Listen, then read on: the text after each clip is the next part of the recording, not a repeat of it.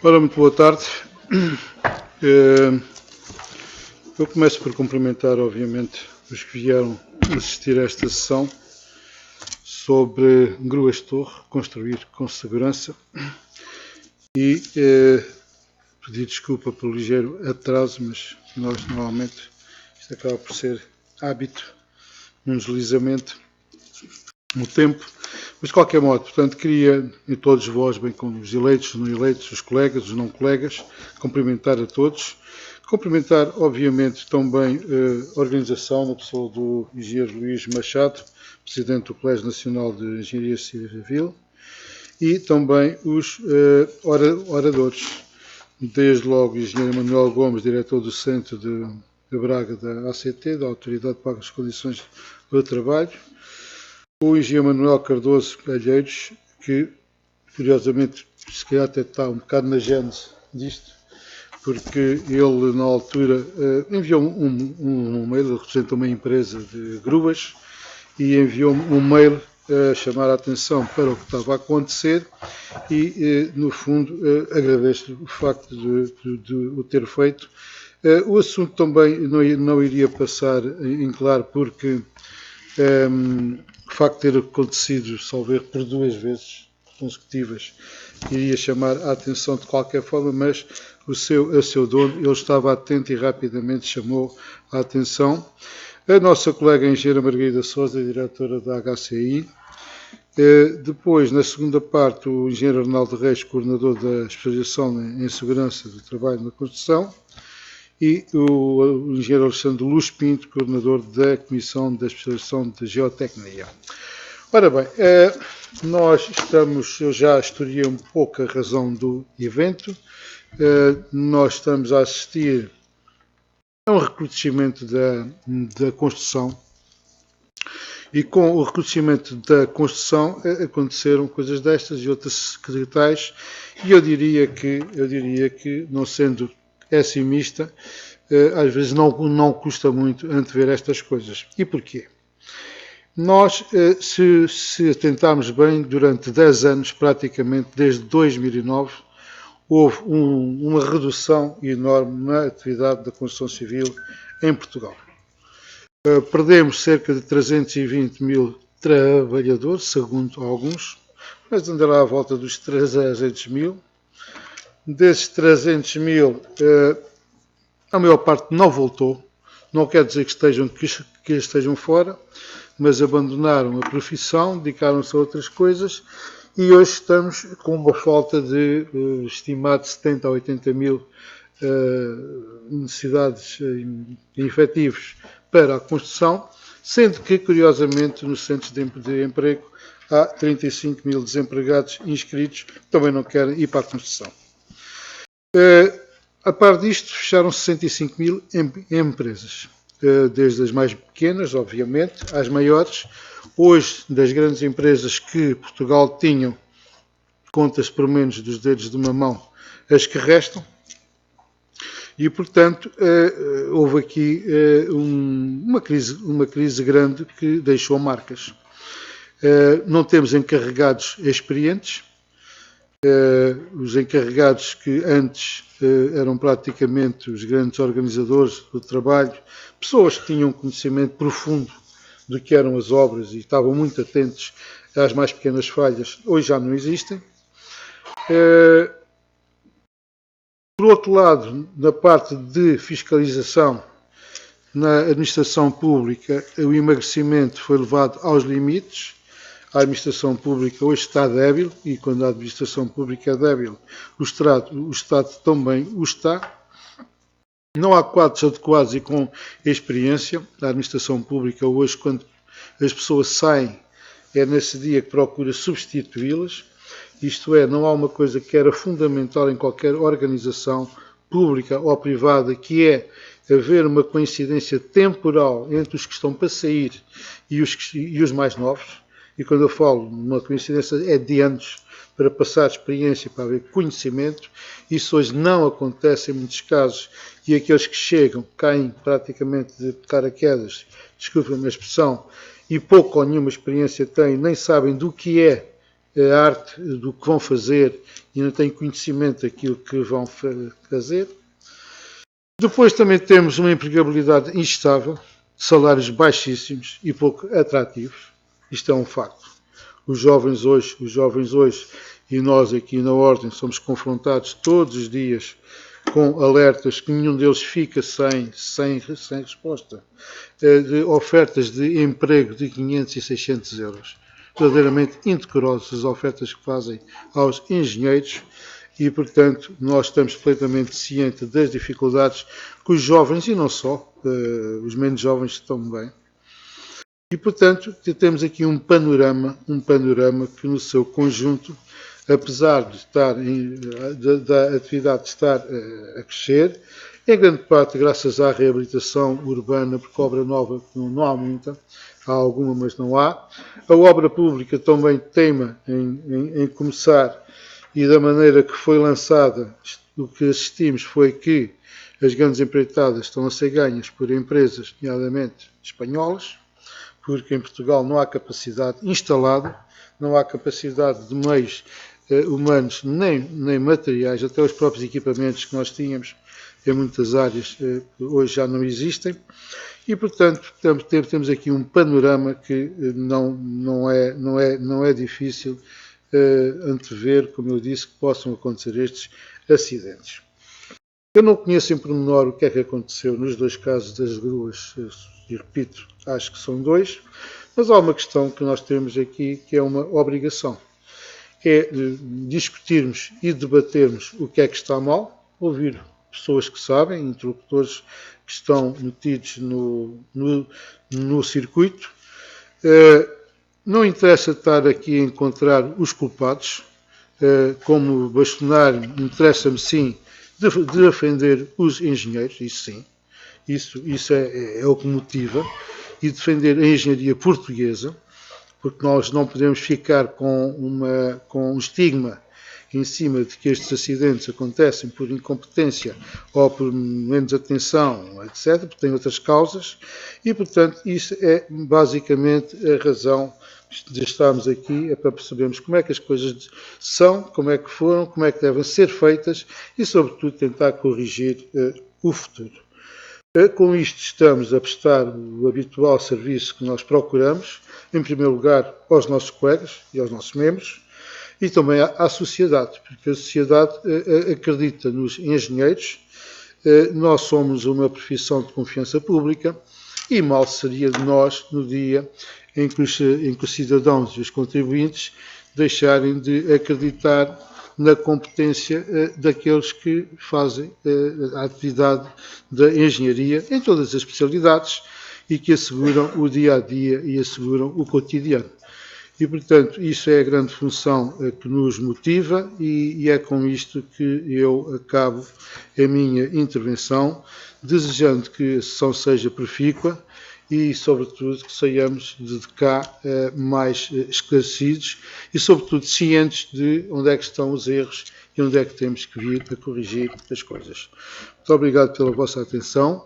Desejo que a sessão seja boa e esclarecedora e, sobretudo, de que no debate, porque também há um debate previsto no final, que possamos trocar impressões e, sobretudo, ouvir os que aqui estão para explicar e trocar impressões uns com os outros. Muito obrigado pela vossa atenção.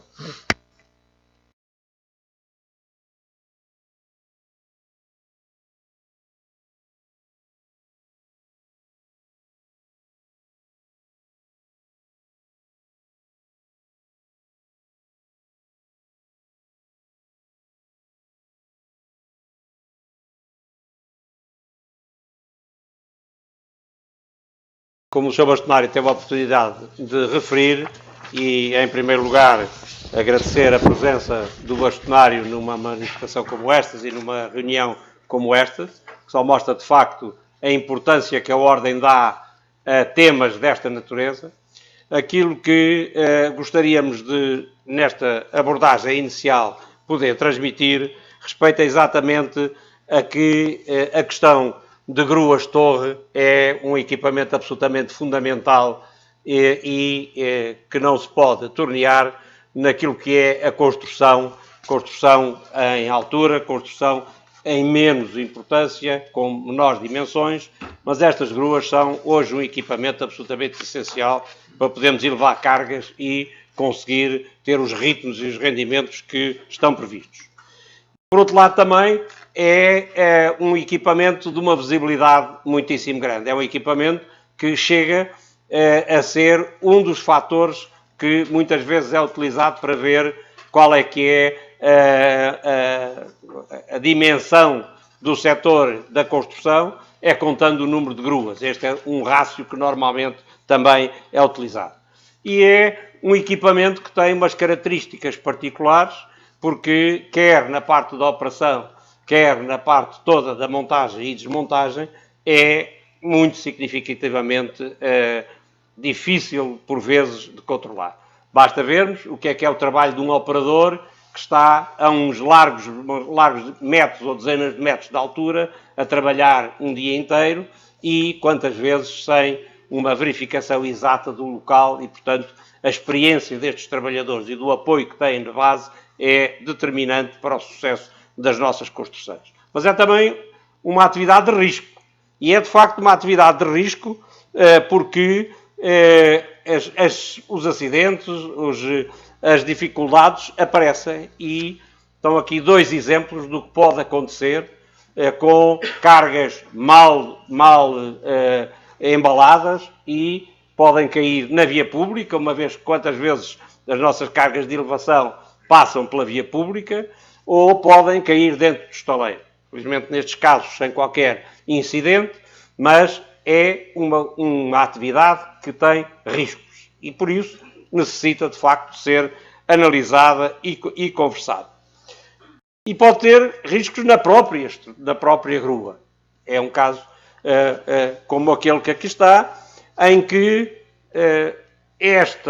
estas situações são muitas vezes, têm que ser objeto, obviamente, de inquéritos, mas são muitas vezes com repercussões na área jurídica e na área, às vezes, mesmo criminal. E, portanto, cada vez temos que ter mais consciência sobre aquilo que é a importância que damos a estas atividades. Bom, mas é também uma questão de sensibilidade. E está retratado naquilo que aqui quisermos dizer, porque é um tema que não é um tema fácil de ser abordado, uma vez que, como muito bem disse o nosso bastonário, nós somos uma profissão de confiança pública e, como tal, temos que ter a transmissão para a sociedade, para os mídia, de que aquilo que fazemos é, de facto, feito com consciência, com capacidade de execução segundo todas as melhores regras da arte. E tivemos um cuidado de não fazer esta conferência em cima dos acontecimentos que o Sr. Bastonário acabou de referir, para exatamente não haver uma relação de causa e efeito. Houve vários acidentes com gruas, felizmente na maioria dos casos sem qualquer consequência ao nível dos seres humanos, mas com consequências financeiras de facto graves, e portanto tivemos o cuidado de balancear a data desta conferência entre aquilo que seria um mínimo de afastamento, mas também não um afastamento suficientemente grande que pudesse dar este assunto como tratado e menosprezado. Ora bem, para isso quisemos analisar as diferentes vertentes desta problemática, desde logo com as entidades que fazem a sua inspeção inicial e que nos apoiam e apoiam todos os fornecedores e os empreiteiros, tendo também a seguir considerado o que são os fornecedores, porque a maioria dos empreiteiros não têm sistemas de gruas e, como tal, são subcontratados e, portanto, é fundamental que estas empresas, que são empresas especializadas no setor, possam dar a sua contribuição e também aquilo que está associado à parte de projeto, à parte da segurança e portanto, quisemos ter uma abrangência suficientemente grande com oradores que depois apresentaremos em cada momento para vos poder dar aquilo que é o percurso profissional de cada um e a abrangência que referi. Ora bom, em Portugal ainda temos uma vivência um pouco mais aberta do que acontece noutros países. E é nesse sentido que vos queria aqui mostrar o que, por exemplo, acontece e é obrigatório em Inglaterra. Em Inglaterra as situações são bem mais complexas em termos de responsabilização, nomeadamente do diretor de obra, que é totalmente responsável por garantir que nas gruas não há capacidade alguma de acessibilidade por terceiros. E por isso, ali está demonstrado que as gruas têm que ter, na sua parte, na sua base, têm que estar completamente fechadas. A entrada para a grua é codificada e têm que exibir os distintivos para garantir que não há nenhuma intervenção. Mas há também um outro aspecto que lá acontece, que felizmente cá não tem acontecido, que é uns indivíduos ou indivíduas que gostam do perigo. E uma das situações é subir a prédios, mas também subir a gruas e andar na lança das gruas. E depois podem ter consequências com gravidade. A responsabilidade é do diretor da obra. E por isso a Inglaterra, e isto é apenas para vos dar alguns exemplos, as gruas têm que ter um chapéu para garantir que ninguém consegue subir à grua, têm que ter elementos laterais que não permitam que sejam subidos e têm que ter alçapões também suficientemente rígidos, suficientemente seguros para que não sejam utilizados. Para além disso, obrigatoriamente, têm que ser iluminados, porque temos luz, temos trabalhos diurnos e noturnos, e a grua em si tem que ter um sistema de filmagem que serve duplamente para o operador poder ver a localização das cargas quando não está a ver diretamente o ponto de pega ou de largada e, simultaneamente, também para ficar registado toda a intervenção que tem das gruas e, portanto, depois fica esse sistema totalmente registado para não haver nenhuma questão. É dentro deste âmbito que vamos passar às intervenções que estão previstas. Primeiro, a intervenção inspectiva pela autoridade para as condições de trabalho, depois para os mercados e o setor todo que fornece as gruas. Passamos a seguir para a parte da contratação e da obra em si, os problemas que são sentidos na obra. E numa segunda parte, a seguir ao intervalo, vamos tratar da questão da segurança durante o processo construtivo e muito daquilo também que está associado à nossa atividade de engenharia civil em termos do projeto e das fundações. Queremos que o debate final seja um debate amplo, um debate construtivo, um debate em que possam surgir novas ideias para que a Ordem contribua ainda mais para que este setor, para que esta área de intervenção na construção possa vir a dar garantias de toda a segurança. Nesse sentido, o primeiro orador será o engenheiro Emanuel José Cortes Gomes, que é licenciado em Engenharia Eletrotécnica, é inspetor do trabalho, dirigente da Unidade Local de Braga da Autoridade para as Condições do Trabalho, presidente também do Grupo de Trabalho no Comitê de Altos Responsáveis da Inspeção de Trabalho da Comissão Europeia. E, portanto, um primeiro elemento que nos pode dar um conjunto de informações absolutamente essencial e pedir-lhe, então, que pudesse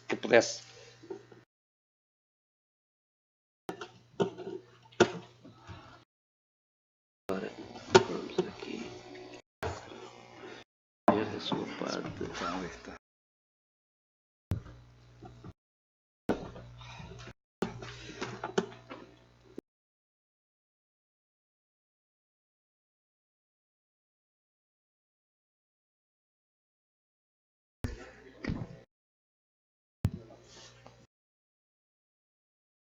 Muito boa tarde a todos.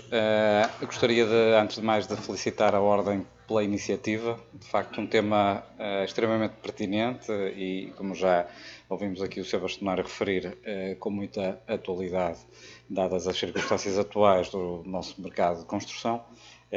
Queria também agradecer o convite interessado à ACT para aqui estar também presente neste debate, que nos é, obviamente, também muito próximo.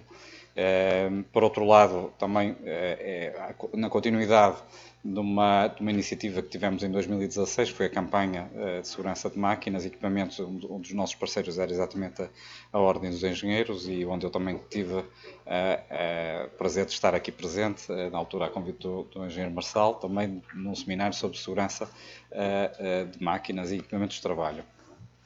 Iria abordar a temática da perspectiva que é a perspectiva da inspeção do trabalho, uma perspectiva sistémica, onde temos vários intervenientes, onde temos vários condicionalismos e onde, de facto, os nossos inspectores fazem uma intervenção tendo em vista a melhoria das condições de trabalho, não diretamente relacionado com o público em geral, que no caso em apreço é também, obviamente, uma parte importante e significativa da atividade que envolve a utilização de gruas. A mecanização que está presente nos nossos estaleiros, e normalmente ela é visível através dos meios mecânicos de movimentação, cada vez são mais sofisticados, e as gruas também refletem essa tendência. Aliás, a Manitowoc, um dos fabricantes que está presente no nosso país, que estará aqui a abordar e que também já foi convidada pela ACT para estar presente num seminário do grupo Machex, a apresentar os condicionalismos que deve obedecer a utilização de gruas para elevar pessoas. Uma atividade excepcional, obviamente, mas que pode ser feita desde que cumprindo critérios de segurança e que tem também um enquadramento técnico muito significativo em função do risco da atividade em questão, mas que muitas vezes é inevitável. A campanha que nós levamos a cabo em 2016 e que envolveu os mais diversos parceiros técnicos, institucionais e sociais, desde associações sindicais, associações empresariais, e que teve também um reflexo do outro lado da fronteira, porque a campanha foi desenvolvida em Portugal e simultaneamente em Espanha pela Inspeção do Trabalho e Segurança Social, onde os inspectores de ambas as entidades, ambas as organizações, levaram a cabo intervenções com a mesma finalidade. Esta questão da abordagem que fazemos à segurança no estaleiro tem a ver com a presença de três fatores: o fator humano, técnico e organizacional, que ao longo dos tempos foram evoluindo em termos de importância na causalidade dos acidentes. Eu lembro-me que nos anos 60 as preocupações eram sobretudo ao nível da tecnologia e dos equipamentos. Depois, a evolução da análise dos acidentes passou a incluir também uma parte significativa que tem a ver com a falha humana, e um fator ainda muito significativo nos estudos atuais ligados à análise de acidentes e acidentes de trabalho em particular, e mais recentemente a preocupação em integrar aqui também as questões organizacionais e que, no caso dos estaleiros de construção civil, são, eu diria, primordiais. Esta visão diria, holística da segurança no trabalho significa que temos que integrar as preocupações de segurança em todas as atividades do estaleiro, desde a contratação de pessoas até à identificação dos materiais que vão ser usados e dos equipamentos que vão ser usados e as diversas relações que existem entre todos estes fatores. A campanha tem, na verdade, e usando aquela base de pensamento, teve cinco eixos principais. Por um lado, a aquisição de máquinas seguras, tem a ver com a própria concepção dos equipamentos, a utilização por trabalhadores devidamente habilitados, a verificação sistemática dos equipamentos de trabalho, o próprio ambiente em que eles são utilizados, os locais de trabalho, e que aqui, no caso das gruas, e como vamos ver, há colegas de painel que vão apresentar, com certeza, debates muito interessantes sobre esta temática do local onde a grua é usada e, por outro lado, também tornar todo este conjunto de preocupações coerente e que seja alvo de uma análise, de uma interiorização em todos os aspectos e todos os presentes no estaleiro.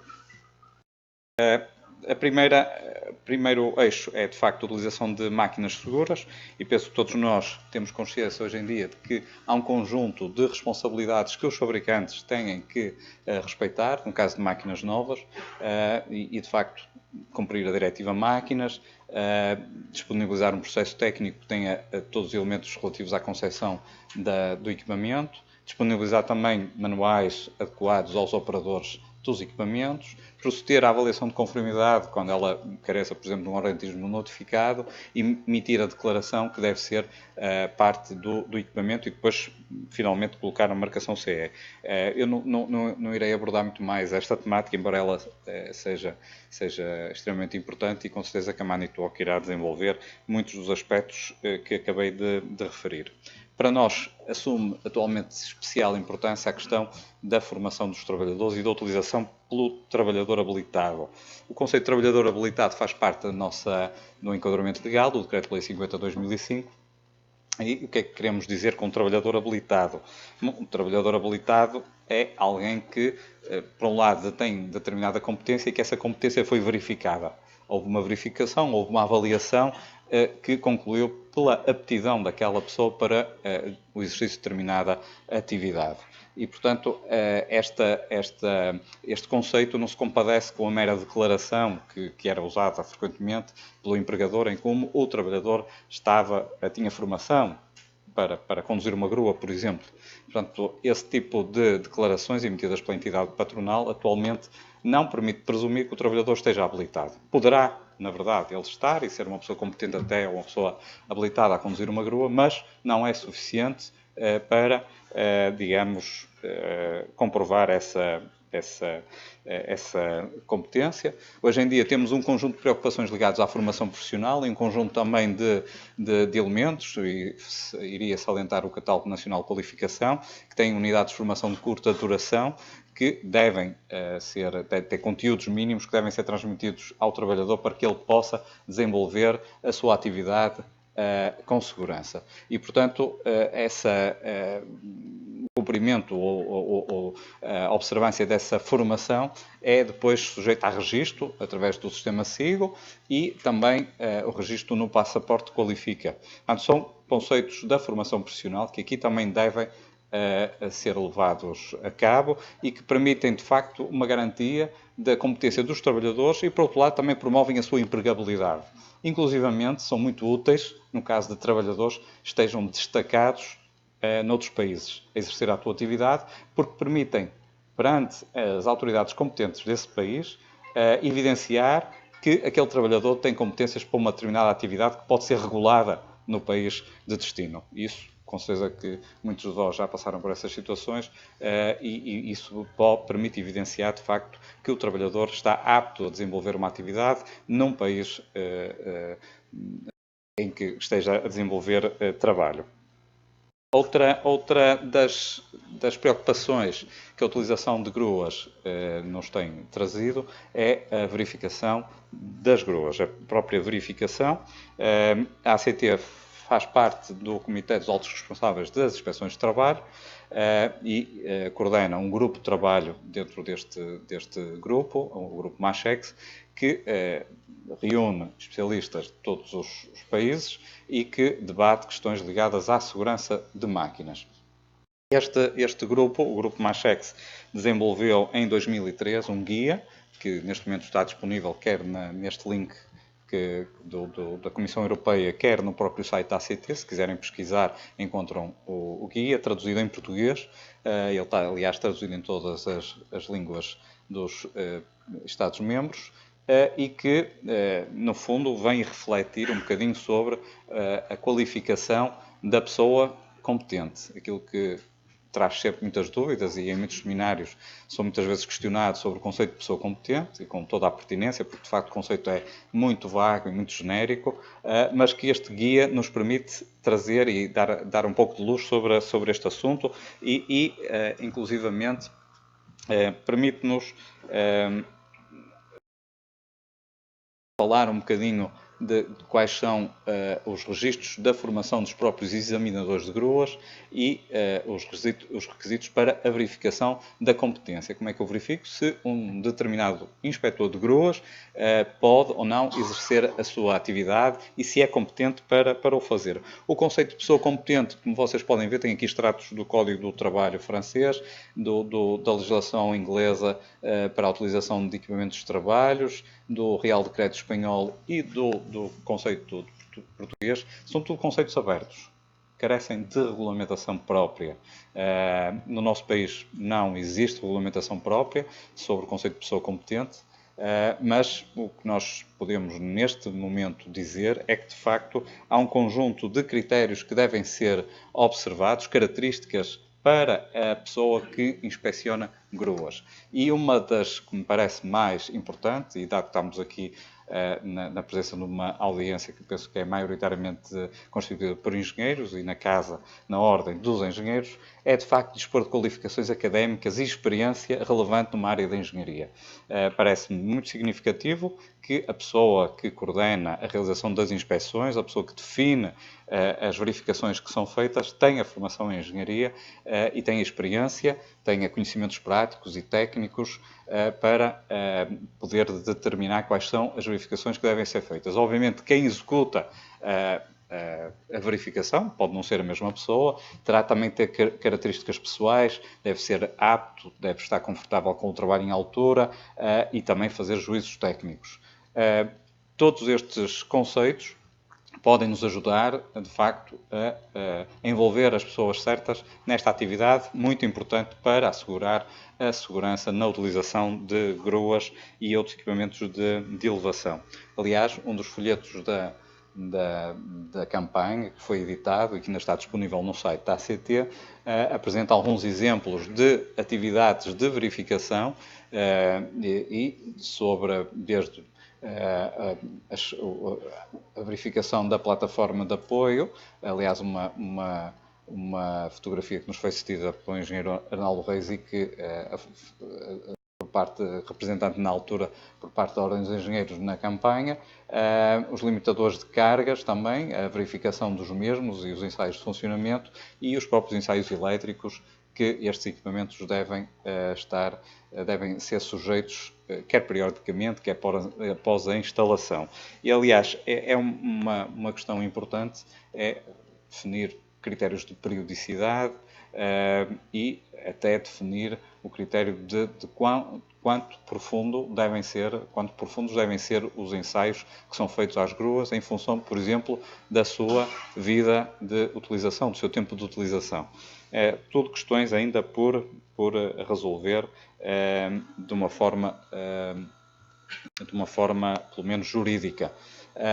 Os locais de trabalho bem concebidos, outra das preocupações da campanha, e que no caso em apreço nos levam a falar da existência de sistemas de gestão de interferência de gruas, e vemos muitas vezes estaleiros onde existem de facto riscos de contacto entre os vários elementos das gruas, a estabilidade, levando em consideração a natureza do solo, planear o estaleiro, levando em consideração a necessidade de descarregar determinados materiais e de os transportar para determinadas áreas do estaleiro, é muito importante, e temos acidentes muito graves porque esse planeamento não foi feito. E, portanto, houve necessidade de recorrer a outros meios para fazer a movimentação de cargas que acabaram por se revelar inadequados e consequências gravíssimas ao nível da segurança. Este planeamento é fundamental e ele está sempre presente na coordenação de segurança nos estaleiros de construção civil. Portanto, é uma atividade muito importante, mesmo ao nível da utilização de equipamentos de trabalho para elevar cargas. E depois, muito importante também nos trabalhos, normalmente nos centros históricos, onde temos muito poucos espaços, as gruas, normalmente gruas automontante que são usadas, acabam por agravar determinados riscos de contacto entre as partes móveis do próprio equipamento e os elementos estruturais dos edifícios ou dos edifícios vizinhos, da própria obra e dos edifícios vizinhos, que podem trazer riscos importantes de esmagamento e de circulação de pessoas entre esses espaços. Por último, a gestão da prevenção, a gestão sistemática da segurança de máquinas, que é um tema importante. Ele começa, de facto, no projetista, mas, na maior parte do tempo, acaba por ser, depois, gerido pelo próprio utilizador, que vai criar uma série de atividades que envolvem o equipamento no seu ciclo de vida. Tende a ser muito longo. Nós sabemos, no nosso país, o ciclo de vida dos equipamentos de trabalho e das gruas é extremamente longo. Não sabemos se, de facto, é longo demais, em alguns casos. E há uma série de atividades, desde a seleção, a compra, a utilização, a verificação, a manutenção, a modificação e depois o próprio desmantelamento do equipamento e proceder à sua desmontagem e destruição. Depois, temos também aqui uma interação entre aquilo que é a responsabilidade do utilizador, da existência de procedimentos de trabalho, da própria supervisão, da existência de verificações e ensaios, a formação e o próprio equipamento de proteção individual, que em muitos casos é absolutamente necessário nas operações que envolvem a verificação e manutenção de gruas. Um exemplo disso tem a ver com os acessórios de elevação. Os acessórios de elevação devem ter marcação CE, quando seja possível, obviamente, devem ter informação sobre a sua utilização e é algo que é da responsabilidade do fabricante do equipamento. E muitas vezes assistimos, de facto, à utilização de equipamentos, de acessórios de elevação que não estão providos de informação adequada e suficiente sobre a sua capacidade nominal, por exemplo, e que podem, de facto, contribuir significativamente para alguns dos acidentes que, inclusivamente, já vimos de queda de cargas. Por outro lado, a responsabilidade da empresa utilizadora. Eu trouxe aqui um exemplo de um material informativo que foi desenvolvido no âmbito da campanha para o setor da indústria, mas que continuamos também disponíveis para desenvolver e aperfeiçoar um instrumento de informação específico para gruas, e penso que ele seria mesmo necessário refletir nestes três aspectos da formação, da própria envolvente, do local de trabalho e das verificações aplicável especificamente à utilização de gruas. Os intervenientes na fiscalização, e agora voltando um bocadinho ao tema inicial, relativamente ao próprio equipamento e ao seu fabrico, temos uma autoridade que é competente para fazer a fiscalização, que é a ASAI, a fiscalização do cumprimento da Diretiva Máquinas, embora ela muitas vezes é feita em simultâneo também com a ACT. Porquê? Porque as gruas só existem depois de montadas. Portanto, uma grua nova só existe quando é montada pela primeira vez. E é aí que deve ser aferida a conformidade do equipamento. É após a sua montagem. É muito difícil, obviamente, tirar conclusões relativamente a elementos estruturais que se encontram muitas vezes até em armazém ou no próprio fabricante e que daí vão para o primeiro local onde são utilizadas. Portanto, é uma atividade que, neste caso, eu diria, faria todo sentido que seja feita em articulação com a Autoridade para as Condições de Trabalho. A Autoridade para as Condições de Trabalho tem competências no domínio das condições de trabalho e da utilização dos equipamentos em locais de trabalho. E, portanto, há legislação específica para a utilização dos equipamentos e a ACT, neste momento, também dispõe de sistemas próprios de troca de informação, o KPSS e o IMI, o Sistema de Informação do Mercado Interno, que permitem promover a troca de informação com outros organismos congêneres sobre, por exemplo, a existência de equipamentos de trabalho que ofereçam riscos aos seus utilizadores, aos trabalhadores que os utilizam. Portanto, temos este sistema disponível para troca e articular com outros serviços congêneres. Para terminar, ia-vos dar só conta da aplicação do instrumento diagnóstico na altura da campanha. Em diversos locais de trabalho, muitos deles eram estaleiros, e, de facto, as maiores deficiências verificadas foram ao nível da formação dos trabalhadores e da própria concepção dos locais onde são utilizados os equipamentos. A verificação do equipamento estava presente em quase todos os locais de trabalho, mas sabemos bem que muitas vezes essa verificação é formal. Ela não foi, de facto, uma verificação aprofundada e que permita concluir pela segurança do equipamento. Porque trata-se de uma verificação que muitas vezes é feita por pessoas que não têm os conhecimentos teóricos ou práticos para realizar essa atividade. Para terminar, recomendaríamos algumas medidas, por exemplo, direcionadas aos equipamentos de risco, às gruas, como, por exemplo, definir a periodicidade e definir verificações periódicas aprofundadas em função da idade do equipamento, concretizar as condições para a existência da pessoa competente e, relativamente à formação, adaptar os referenciais atualmente existentes para a formação dos gruístas e incluindo o reconhecimento e validação de competências, um processo importante, porque muitas das pessoas que atualmente trabalham com gruas, de facto, são pessoas competentes e experientes, têm é que ver validadas as suas competências para poderem ter um certificado de formação que lhes permita atestar essa competência perante terceiros. Para terminar, só um alerta, uma imagem de um acidente que ocorreu na Holanda, em 2007, queda de uma grua-torre sobre uma universidade. Felizmente, apenas 6 pessoas ficaram feridas, não houve outras vítimas a lamentar. Obviamente que as condições também são particulares desse país, devido aos ventos extremamente fortes que muitas vezes fazem sentir, mas que nos leva a pensar que há, na verdade, que fazer algo antes que algo similar ocorra no nosso país e, de facto, nós estamos a iniciar, estamos a aprender, temos é que transportar para o nosso país as boas práticas que já existem noutros países neste domínio há muitos anos e com resultados muito bons. Terminava assim a minha apresentação. Muito obrigado a todos pela vossa atenção.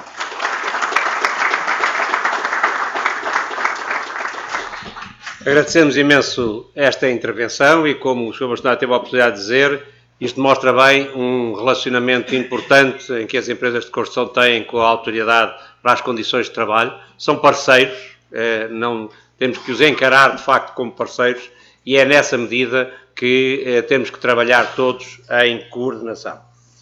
Vamos continuar agora com uma intervenção sobre o mercado e a atividade do setor, em que será o orador o engenheiro Manuel Cardoso Calheiros, licenciado em Engenharia Mecânica pela Universidade do Minho, que iniciou a sua vida profissional em 2003 no projeto de máquinas para a indústria da madeira e que desde 2004 se tem dedicado aos equipamentos de elevação, desempenhando funções técnicas, comerciais e de gestão em multinacionais, inicialmente na Manitou e desde 2007 na Manitowoc, onde atualmente é o gerente de serviço pós-venda para a Península Ibérica e para outros países como Israel, Angola e a África francófona. Muito obrigado.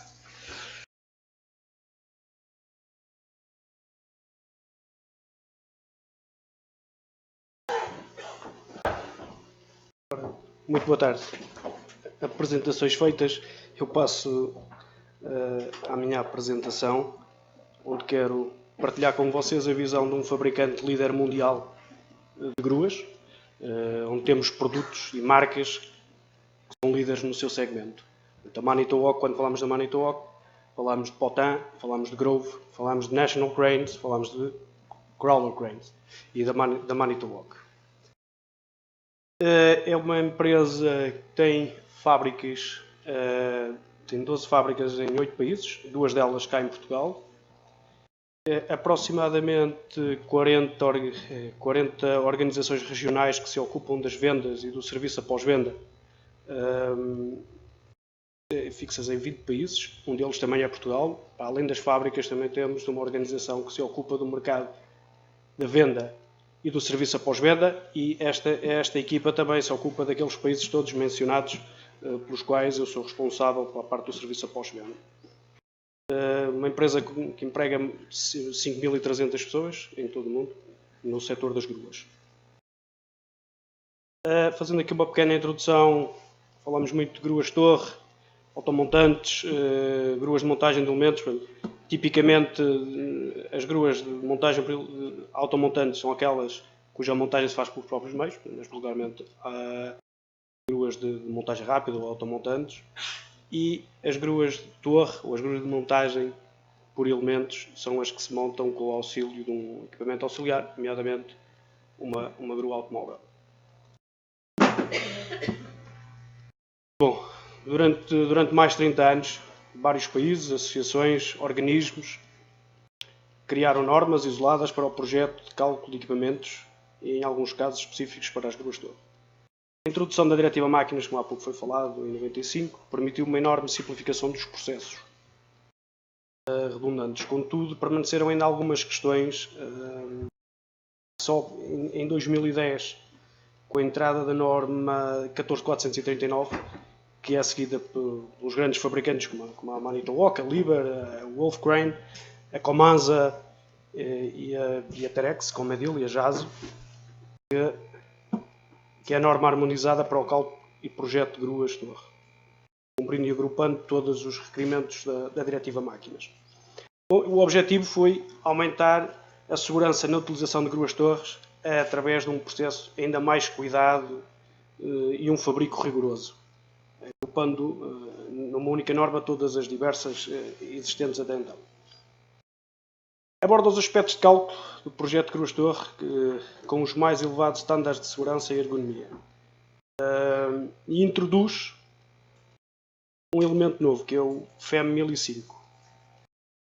São as recomendações para o cálculo de estruturas em serviço e fora de serviço, tendo em consideração o histórico de ventos da região e a altura real da grua, quando o anterior elemento, o FEM 1001, entrava em consideração uma altura da grua entre 20 a 100 metros e eram dimensionadas para ventos de 151 km/h.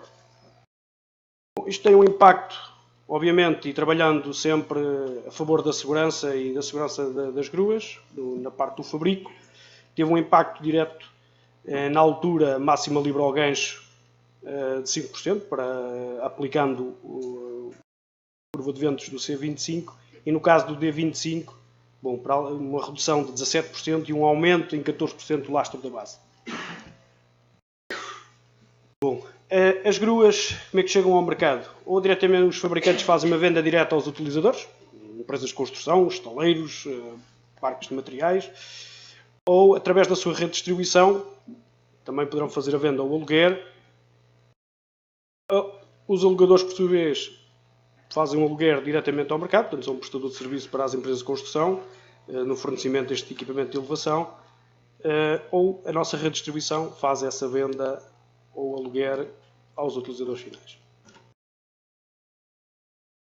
Acompanhando a crise do setor da construção, um equipamento diretamente ligado à construção, como é a grua torre, a partir de 2007 praticamente desapareceu.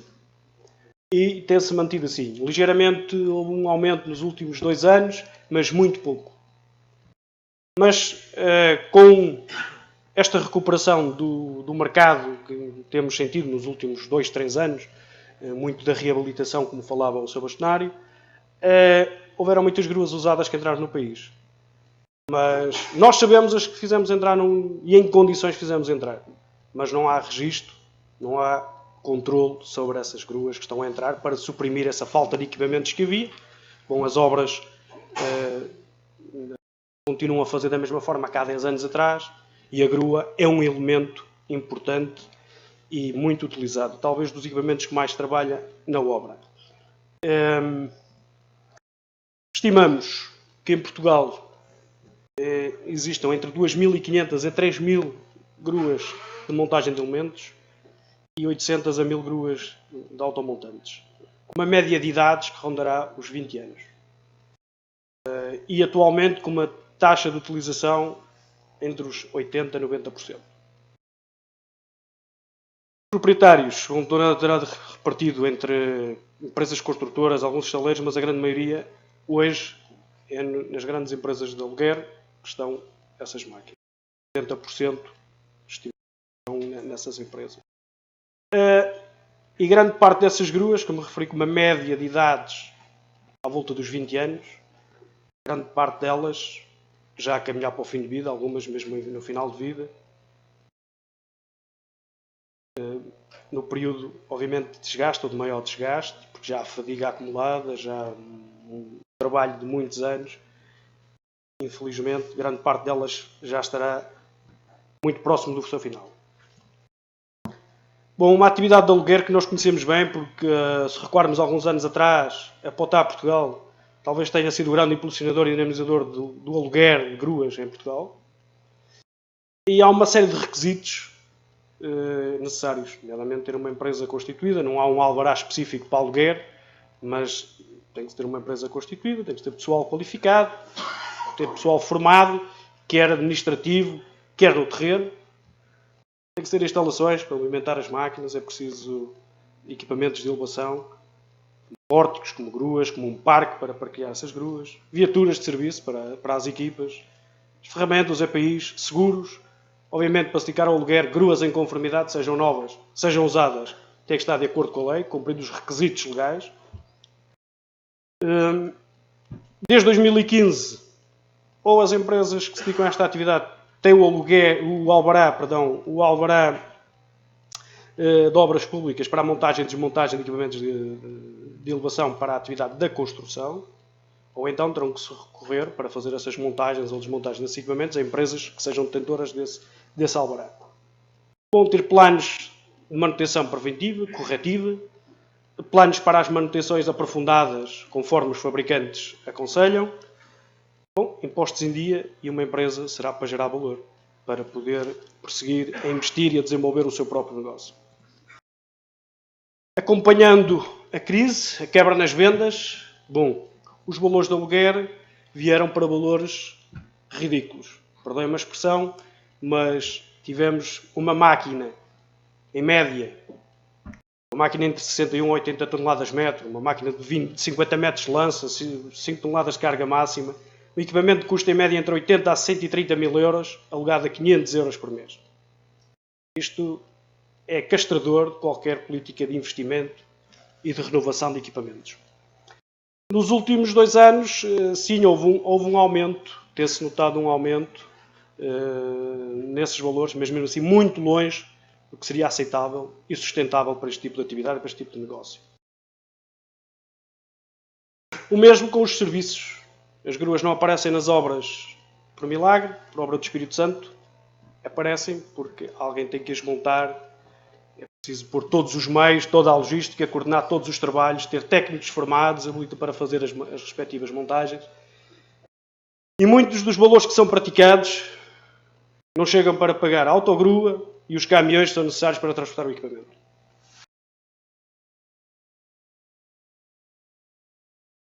Bom, a legislação aplicável já foi aqui abordada pelo meu colega da Autoridade para as Condições de Trabalho. A colocação de gruas de entrada em serviço de máquinas novas é o Decreto-Lei 103 de 2008 que transpõe para a Lei Nacional a Diretiva Máquinas. A utilização dos equipamentos de trabalho é regulada pelo 50 de 2005, também já aqui foi falado. A comercialização de máquinas usadas é pelo Decreto-Lei 214 de 95 e pela Portaria 172 de 2000, 23 de março. E o recondicionamento de máquinas deve ser efetuado com a Portaria número 145/94 de 12 de março, tomando em consideração a sua viabilidade prática. Muitas vezes, dado ao estado de degradação do equipamento e à idade, provavelmente já não se justifica grandes investimentos a reparar ou recondicionar uma máquina.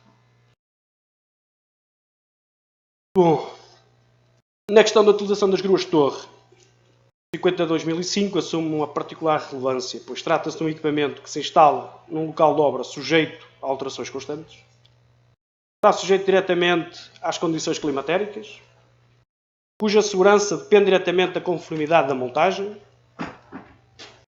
Ele próprio ou as cargas que leva podem sobrevoar colaboradores ou bens.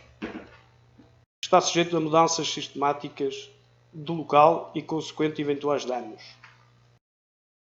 Sendo um decreto-lei genérico, muitas das vezes as leis não têm bom senso, mas nós podemos ter bom senso, nós devemos ter bom senso. E como empresa fabricante comercial e de serviços de grua-torre, alertamos para os seguintes pontos. Para a preparação de estaleiro e pré-estudo à resistência dos solos, a conformidade de acordo com o manual do fabricante, a formação dos técnicos e pessoa competente, a interdição de sobrevoo e a aplicação de sistemas de interferências, a limitação de idade das gruas para a sua manutenção em serviço e a formação específica dos operadores. Em relação à preparação de estaleiro e pré-estudo à resistência dos solos, tem início desde logo a definição do tipo de grua, na seleção do tipo de grua. E muitas das vezes, erradamente, seleciona-se a grua pelo orçamento disponível e não pelo equipamento necessário para aquilo que vão fazer. A resistência dos solos é um elemento determinante para a estabilidade da grua, mas é raramente tida em consideração. Muitas das vezes, montam-se gruas sem uma análise prévia dos solos, sem um estudo geológico dos solos, fazendo fé, ou boa fé, de que o pré-estudo do estaleiro, ou a implantação do estaleiro, onde são mencionadas as reações do equipamento que vai ser lá instalado, a base, o solo, está preparado para receber essas solicitações. Bom, sugerimos que devia ser de caráter obrigatório, à imagem do que se faz em outros países, de um projeto de instalação da grua-torre em obra, elaborado por técnico superior, diferenciado nos elementos acima, e o projeto deveria ser aprovado em conjunto com o licenciamento da obra. Isto, em Espanha, por exemplo, processa-se desta forma. Não se instala uma grua sem antes haver um projeto e em todas há o estudo geológico do local de implantação da grua. Conformidade de acordo com o manual do fabricante. As condições de estabilidade das gruas estão diretamente relacionadas com o respeito das condições de montagem, a composição de coluna, os lastros e a composição da lança. Verificamos ocasionalmente que estas condições não são respeitadas. Por desconhecimento, por alterações introduzidas ao equipamento ou aplicação de componentes de origem desconhecida, não validada, não testada pelo fabricante. Como sugerimos, seguir sempre as instruções do manual do fabricante e as indicações do mesmo, porque há algumas vezes há atualizações a fazer e lançamos campanhas de atualização do produto. Não efetuar alterações nas gruas sem a validação prévia dos fabricantes. Não repetir composições especiais sem a validação do fabricante. Muitas dessas composições foram feitas há 20 anos atrás, para gruas com 20 anos, que já não apresentam a mesma performance de há 20 anos atrás, portanto terá que ser recalculado. E convém dizer que esses cálculos têm em consideração as normas atuais. Portanto, todos esses cálculos de estudos especiais usamos, o nosso gabinete de cálculo usa como referência a norma EN 14439. Apesar da grua ter 20 anos. E não integrar componentes de origem desconhecida nas gruas, sem rigor. Formação dos técnicos e pessoa competente. Bom, acidentes acontecem por vezes por desconhecimento do equipamento, podendo acontecer durante a fase da montagem ou durante a sua utilização por incorreta montagem ou uma manutenção desapropriada e muitas vezes inexistente. As verificações e ensaios das gruas, assim como a emissão de certificado de conformidade 5005, são efetuados pela pessoa competente, podendo a mesma pertencer à entidade que fez a instalação. E grande parte dos certificados 5005 é a própria empresa instaladora que o faz. Árbitro de causa própria. Sugestões. Os elementos que intervêm na montagem, manutenção e reparação das gruas-torre devem ter uma formação técnica específica no equipamento, devendo esta ser prestada pelo fabricante ou por alguém por si mandatado e não apenas baseado na experiência. Ou seja, deverá ser desenvolvida, do nosso ponto de vista, uma matriz de competências que engloba a formação técnica, a experiência e a formação em segurança. A inspeção de final de montagem e emissão de certificado de conformidade 5005 deve ser efetuada por uma pessoa competente, sim, mas de uma entidade acreditada e independente da empresa instaladora. É assim que procedemos nos mais diversos países, porque a Manitowoc também temos frota de aluguer em alguns países, infelizmente em Portugal dados os valores que apresentei, é inviável, mas é assim que trabalhamos. Cumprimos as regras, mas quem inspeciona não somos nós. A inspeção final de montagem é feita por uma empresa acreditada, mesmo cá em Portugal, mesmo a lei não obrigando. Interdição de sobrevoo e aplicação de sistemas de interferências. Bom, a gente passa por Lisboa, vê as gruas instaladas a sobrevoar casas, prédios, escolas, estradas, a sobrevoar com riscos para a queda de cargas, visto que na sua grande maioria as gruas não estão equipadas com sistemas de interdição de sobrevoo. E quando são estaleiros com mais que uma grua, onde há o risco de colisão e interferência entre as mesmas, também não são equipados. A lei obriga a tomar medidas para evitar a colisão. Pode ser uma comunicação via rádio, desde que eficaz, mas não é o mais eficaz. A norma EN 14419 impõe que todas as gruas devem ser concebidas com a possibilidade de incorporação de sistema de interdição de sobrevoo e de interferências. Contudo, também há sistemas disponíveis para gruas mais antigas. Nós aplicamos sistemas de interferências a gruas há mais de 20 anos. Portanto, e hoje, com as novas tecnologias, facilmente temos informação no nosso computador ou no nosso iPhone ou no smartphone. Outra das questões, e dada a idade média das gruas, é a limitação da idade das gruas para manutenção em serviço. Bom, sugerimos, não vou alongar muito aqui, também estou a ser pressionado pelo timekeeper, uma limitação pelo ano de fabrico, uma desclassificação da tabela de cargas, tendo em conta o ano de fabrico, ou ensaios não destrutivos, periódicos. Há países com legislação própria para isto e que obrigam, a partir de um determinado número de anos de grua, a fazerem inspeções por testes não destrutivos anualmente, nomeadamente às soldaduras da estrutura. E a formação específica dos operadores, porque podemos pôr a melhor grua fabricada com os mais específicas normas, cumprir com tudo, mas temos alguém sem formação, não faz ideia que é uma grua, que muitas das vezes em alguns estaleiros, sem cabine, dou-lhe um rádio comando para a mão, que não faz a menor ideia do equipamento que lá está. Bom, mesmo ter-lhe um Ferrari nas mãos não vai dar grande resultado. Por isso, entendemos, o que sugerimos é que esses operadores terão que ter uma formação específica, teórica e prática da operação de gruas. Tal como para os técnicos, também os operadores, deve existir uma matriz de competências, atendendo à formação específica que têm, à experiência e à formação em segurança. Bom, e para terminar, é uma frase, ou aliás são duas frases que normalmente termino as minhas reuniões com as minhas equipas. A nossa atitude é a maior medida para a prevenção de acidentes. A segurança é da responsabilidade de todos. Muito obrigado.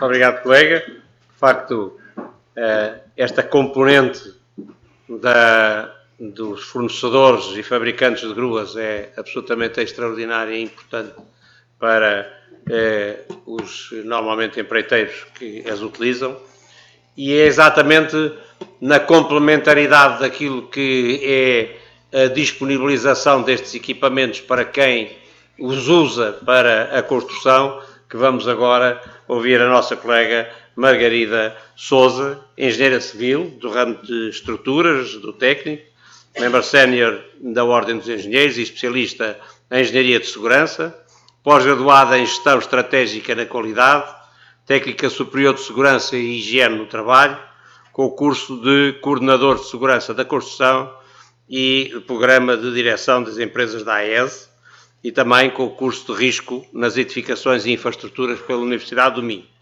É neste momento diretora técnica da HCI e tem ainda a cargo as áreas da qualidade, da segurança e do ambiente. Portanto, vamos ver agora a componente da utilização. Muito obrigado. Boa tarde.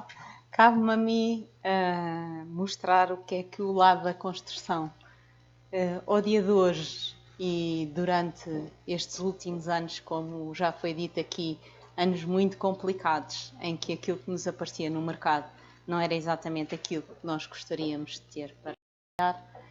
Como é que nós, HCI, fomos abordando este assunto das gruas? Nós tivemos vários desafios nestes últimos anos. Um deles foi uma obra, para todos vocês, muito visível, onde tivemos que montar 9 gruas, trabalharam em simultâneo cerca de 2 anos e meio. E este desafio impunha-se aonde ir buscar gruas ao mercado e como garantir que a nossa obra ia correr bem. Desde já fizemos um estudo da implantação das gruas, que é algo que temos verificado que nem sempre existe o cuidado de estudar o conjunto das gruas, perceber a que cotas elas arrancam, a que cotas de trabalho elas vão funcionar, quais são as sobreposições que elas vão ter entre elas e, portanto, começámos o nosso trabalho por aqui, fazer um estudo dessa parte. Seguidamente, criámos os requisitos com que íamos lançar ao mercado este desafio de colocar em obra estas 9 gruas. Separámos em 3 grupos, portanto, lançámos uma consulta ao mercado e nessa consulta foi pedido para nos darem características das gruas, comprimento, lança, altura útil, carga, localização e com os obstáculos que também existiam no local, como é que iriam funcionar. Portanto, todos os concorrentes teriam que nos dar, numa primeira análise, estes pontos. Seguidamente, passámos a pedir outros requisitos que seriam a ficha técnica da gruas com as especificações, uma ficha técnica muito clara, que é algo que nem sempre conseguimos do mercado. As empresas que alugam gruas, os próprios fabricantes, nem sempre nos dão especificamente a ficha técnica da grua, e eu depois já vou mostrar. A configuração proposta, o que é a questão, e como o colega da Manicoop dizia muito bem, qual é a configuração proposta para não alterarem conjuntos, sabe-se lá Deus porquê, os diagramas de cargas e a marcação CE. Isto era o segundo nosso ponto. Passando estes 2 pontos, só aqueles que cumpriram estes 2 pontos é que passavam para o 3º ponto. E aí íamos analisar quais eram as condições de implantação, se a grua iria ficar encastrada ou com lastre de base. Iríamos trabalhar a parte das reações ao solo, solicitar elementos de reações ao solo, a componente elétrica, as terras e o manual.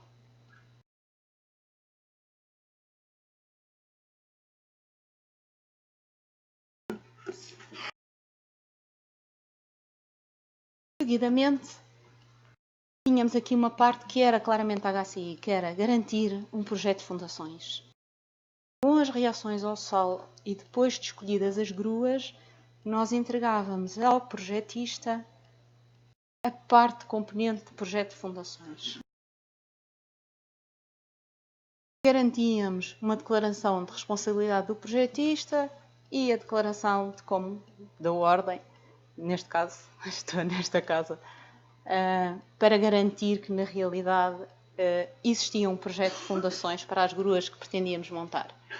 Seguidamente, e após uma intenção de adjudicação, pedíamos um procedimento de segurança para a montagem, a parte da configuração dos contrapesos, o lastro, o plano de manutenção e a última verificação feita pelo Decreto-Lei 50/2005 e a ficha de manutenção preventiva que nos...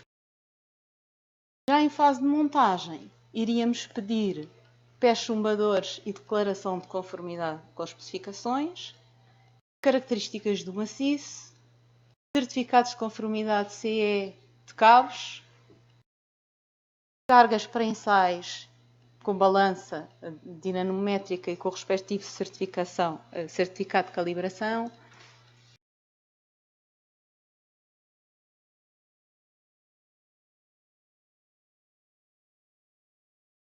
Ainda em fase de montagem, iríamos ter em consideração os ensaios. Ensaios de função, ensaios de carga estática, os ensaios de carga dinâmica. Após montagem, verificação após montagem e a declaração de bom funcionamento. E em funcionamento, iríamos ter cuidados na verificação periódica, na verificação dos gruístas e nos elementos constituintes acessórios de cada vez que existe alguma substituição, garantir que tudo aquilo que tínhamos garantido em fase de montagem, durante o trabalho em obra, seria garantido na mesma. E é assim que começa, portanto, o nosso trabalho. Aqui temos um exemplo de um começo de montagem com a grua que está a propor montar. Era-nos entregue, ainda antes dela chegar à obra, qual tinha sido a última manutenção que ela tinha feito. Seguidamente, iríamos começar por verificar em obra tudo aquilo que chegava. Portanto, a nossa área de segurança iria fazer um pouco mais do que aquilo que os técnicos de segurança normalmente fazem, que é verificar documentos, papel. Isso era assegurado, mas era em obra verificar aquilo que vem chegando e quais são as condições que estamos a recepcionar. Portanto, fazíamos esta checagem. Se há documentos que estão a ser afixados na grua, vamos garantir que os documentos que estão a ser afixados são exatamente os mesmos daqueles documentos que nos tinham feito chegar em papel. Garantir que estamos a falar da mesma grua e não de uma grua similar, com umas alteraçõezinhas. Reações ao solo. Vamos garantir que existe um documento específico da grua específica do fornecedor, fabricante, entenda-se, não fornecedor, em que é claro e que se consegue identificar que para aquela grua em específico conseguimos ter as reações e garantir que é este o documento que chega ao nosso projetista. Porque aquilo que verificamos muitas vezes em fase de análise de propostas, o fornecedor tem a tendência de nos enviar um documento que tem umas reações. E os nossos colegas da direção de obra têm muita pressa em adjudicar e, portanto, esse documento circula para o projetista olha para ele, dá como válido, faz uns cálculos, é esse. A questão é que, no momento seguinte, o fornecedor diz: mas afinal essa grua não era bem essa que eu vou montar lá. Eu até tenho aqui uma com mais 5 metros de lança, eu faço-lhe o mesmo preço e é esta que eu vou montar. E olha, já agora, mais 10 metros de altura, esta era ótima para si, o preço é o mesmo. E o nosso colega diz: ok, sim senhora, mas esqueceu-se, a grua foi calculada para aquelas reações. E as reações, entretanto, mudaram. E, portanto, nós garantimos que isto acontece. Eu estou ali a olhar para o colega que já teve que me fazer recálculos por causa disto, porque de vez em quando lá muda. E, portanto, nós passámos a ter esse tipo de preocupação, garantir que isso estava a acontecer. Tramos de grua. Queremos ver um documento em que nos define exatamente quais são os tramos e as identificações dos tramos. Como dizia muito bem ali o colega da Manicawop, nós precisamos de saber quais são os tramos que vão ser montados. Todos eles têm identificações e nós conseguimos controlar, e hoje em dia fazemos-lo sempre, que é cada tramo que chega à obra é fotografado com a sua identificação própria, como se vê ali muito bem daquele lado. E, portanto, conseguimos rastreabilizar tudo aquilo que está a ser montado em obra. E sabemos que a montagem é feita, por exemplo, aqui na G5, é um 4, 4, 4, 4 e um 5, e, portanto, aquelas peças são aquelas e não são outras para chegar àquela cota. Não há por ali um 5 que vira 3 mais 2 mais 1 e que dá o mesmo número. Não, esta grua foi calculada com aquelas peças, é com aquelas peças que tem que ser montada. E é essa a nossa abordagem. Em termos de lança, passa-se exatamente o mesmo. Portanto, consegue-se por catálogo, verificar quais são os troços de lança. Os troços de lança estão identificados com números, são muito específicos. Nós conseguimos ver claramente que para cada dimensão de lança há um número identificado e quantos são os troços. E, portanto, nós aquilo que fazemos é fazer uma identificação in loco. Fazemos o registro fotográfico de todas as componentes da grua que chegam à obra e por cada grua nós temos todo o registro fotográfico de todas as componentes com as suas identificações. Contrapesos é outra questão. É importante sabermos que contrapesos temos e quais são os necessários. Não basta dizer que chega, preciso de 10 toneladas, 15 toneladas, olha, pode-se pôr 16 que fica melhor. Não. O manual também refere exatamente que nós, neste caso, por exemplo, ali está assinalado que para uma lança com 64 metros leva 6 Bs e 2 Cs. E nós sabemos que o B são 2000 kg e que o C são 1000 kg. E, portanto, conseguimos verificar em loco, porque eles todos estão marcados, como se pode ver ali, com 2000 kg, 1000 kg, muitas vezes tem o A, tem o B, e portanto nós fazemos uma checagem e verificamos tudo aquilo que é montado. Podemos verificar também as beirolas ao longo da lança, elas têm que estar visíveis. Muitas vezes nós passeamos nos nossos passeios e verificamos que estão lá umas chapinhas, mas nem nós conseguimos ler. Como é que o gruísta sabe a que distância está? Como é que ele sabe a carga que pode elevar aquela distância? Ele não consegue ler as distâncias que lá tem.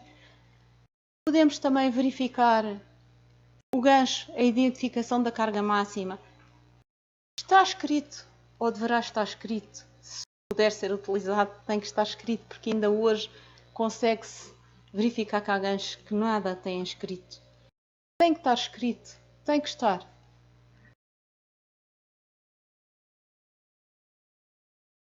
Criámos um procedimento específico pelo trabalho em zonas muito ventosas. Esta obra em particular que eu estou a mostrar era uma obra frente de mar, frente de rio. Ela era extremamente ventosa e, como vocês se lembram, há coisa de 1 ano e meio, houve vários dias com 100, 120, 130 km hora de vento. As nossas gruas tiveram vários dias paradas. Não conseguíamos funcionar. O anemómetro fazia pi e, portanto, nós tínhamos que parar e criámos procedimentos. Elas eram 9, portanto, não precisávamos ter 9 anemómetros, mas quem geria o anemómetro sabia como é que tinha que transmitir aos colegas as paragens e qual era o passo seguinte para voltar a poder funcionar. A cabine. A cabine tem que estar em boas condições.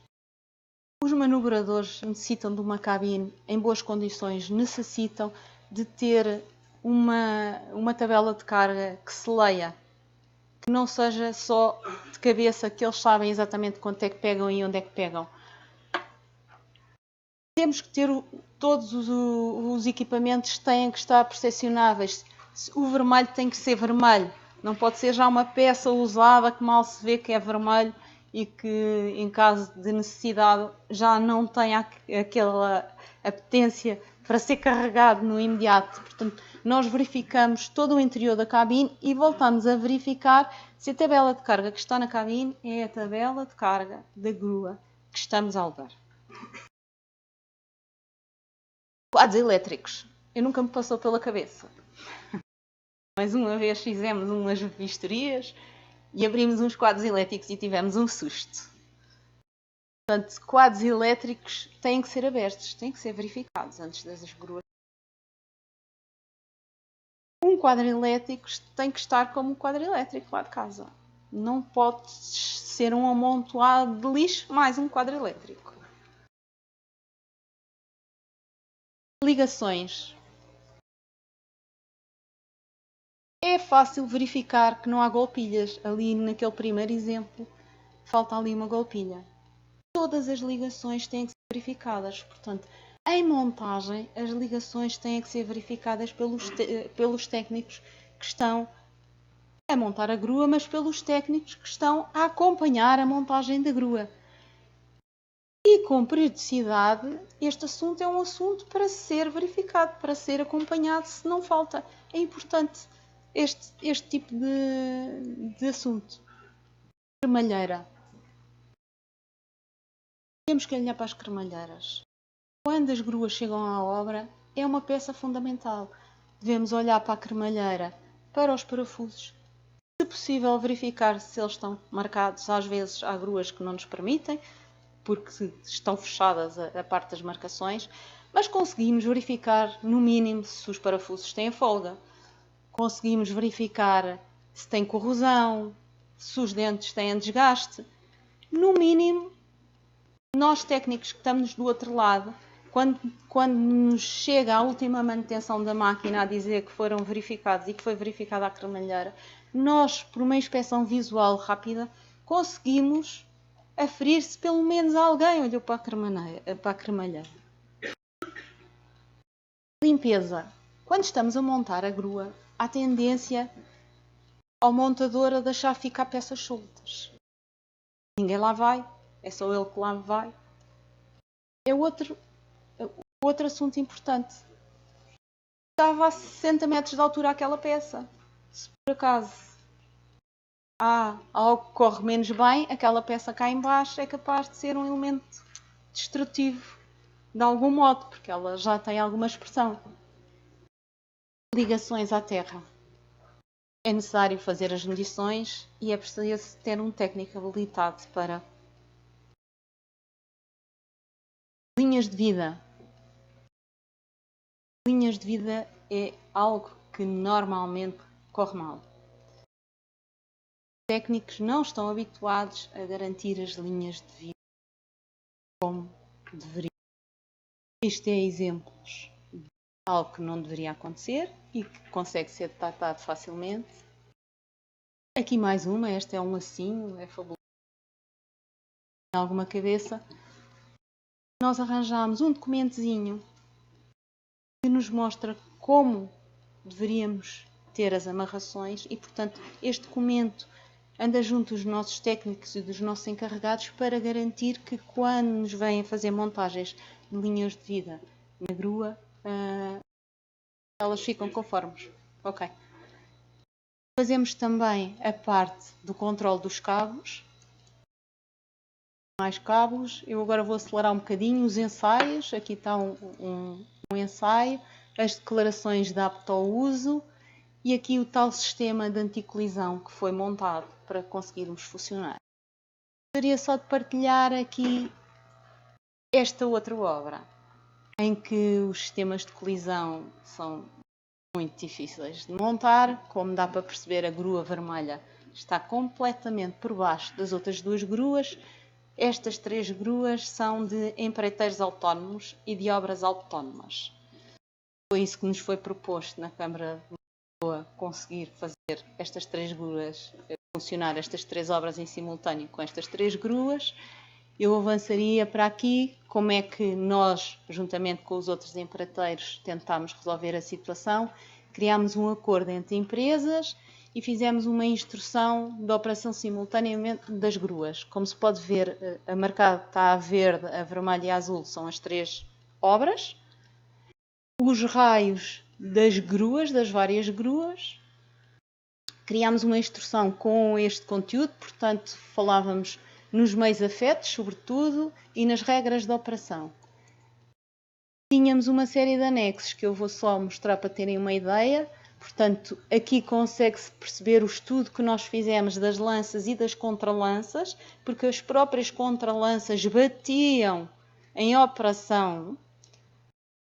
Se isto não fosse muito bem pensado, criámos um documento em que há zonas em que se pode trabalhar sem restrição, portanto, há empreiteiros que conseguem trabalhar sem restrição, há outros que quando passam determinada zona já não podem, já estão com restrições e têm que partilhar essa restrição com o outro colega da outra empresa.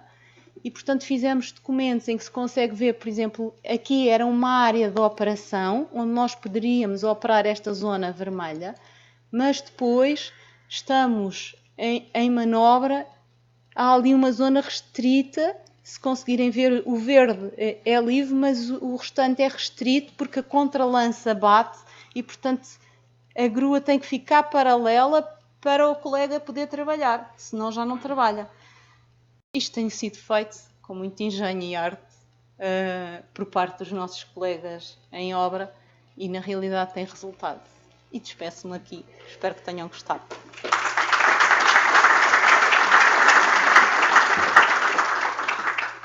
Agradecemos imenso esta didática apresentação. Foi, de facto, um conjunto de informações sucessivas daquilo que em obra se tem que ir verificando e é bem complementar de todas as anteriores apresentações. Agradecemos a contenção do tempo, estamos um pouco atrasados, iríamos fazer agora um intervalo e que pediríamos para ser de apenas 15 minutos e depois faremos as duas intervenções da segunda parte e com todo o painel estamos disponíveis para depois ter um debate que certamente será da maior importância e interesse para todos levantarem questões e os palestrantes e oradores poderem transmitir-vos aquilo que é a experiência alargada de toda a cadeia de valor da utilização de gruas-torres. Vamos então fazer um pequeno intervalo.